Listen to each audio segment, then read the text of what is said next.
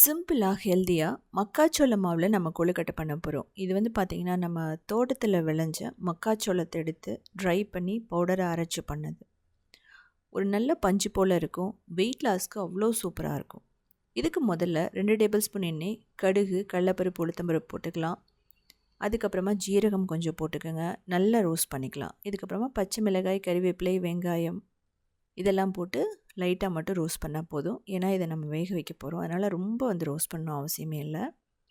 இதில் தேவையான வெஜிடபிள்ஸ் போட்டுக்கலாம். இஞ்சி, கேப்சிகம், கேரட், அதுக்கப்புறமா ரெட் சில்லி ஃப்ளேக்ஸ், மஞ்சள் தூள், மிளகாய் தூள், உப்பு, அதுக்கப்புறமா எள்ளும் போட்டு நல்லா ரோஸ்ட் பண்ணுங்கள். இது 1 நிமிஷத்துக்குள்ளே தான். லைட்டாக கிறிஸ்பியானால் மட்டும் போதும். தண்ணி ஊற்றி நம்ம இதை ரொம்ப நேரம் வதக்கணும்னு அவசியமே இல்லை. இப்போ கொத்தமல்லி போட்டுரும். கொத்தமல்லி போட்டதுக்கப்புறம் தேங்காய் ஒரு 1/4 கப் போடுறோம். தேங்காவை ஸ்கிப் பண்ணிடாதீங்க. ஒரு நல்ல டேஸ்ட்டை கொடுக்கும்.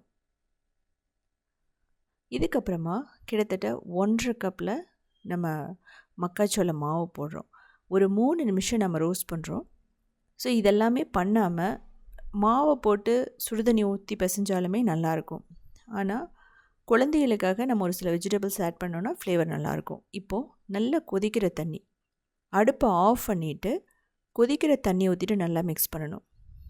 1/2 கப் மாவுக்கு 1/2 கப் இல்லைன்னா 1/4 கப் தண்ணி தேவைப்படும்.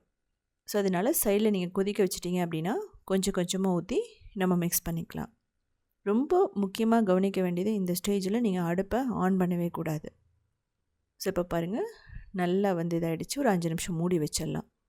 மூடி வச்சதுக்கப்புறமா கை பொறுக்கிற சூட்டில் நம்ம நல்ல ஒரு மாவு மாதிரி ரெடி பண்ணிக்கலாம். இதிலேருந்து சின்ன சின்ன பால்ஸாக நம்ம பிடிச்சிக்கலாம். பிடிச்சிட்டு 10 நிமிஷம் மீடியம் ஃப்ளேமில் வேக வச்சிங்கன்னா பர்ஃபெக்டாக ரெடி ஆகிடும். இதுக்கு சட்னி எல்லாம் எதுவுமே தேவையில்லை. தேவைப்பட்டால் நீங்கள் மிளகாய் சட்னி, கார சட்னி, தக்காளி சட்னி எது வேணாலும் நீங்கள் வச்சுக்கலாம். உங்களுக்கு பார்த்தா தெரியும்.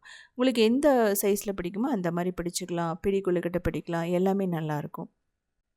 ஸோ இதை வேக வச்சிட்டோன்னா டைரெக்டாக அப்படியே சாப்பிட்டுக்கலாம். நீங்கள் திரும்ப இதை சீசனிங் பண்ணணும்னு அவசியம் இல்லை, தாளிக்கணும்னு அவசியம் இல்லை. தேவைப்பட்டால் இட்லி பொடி போட்டு கொஞ்சம் லைட்டாக தாளிக்கிறனாலும் நீங்கள் தாளிச்சிக்கலாம்.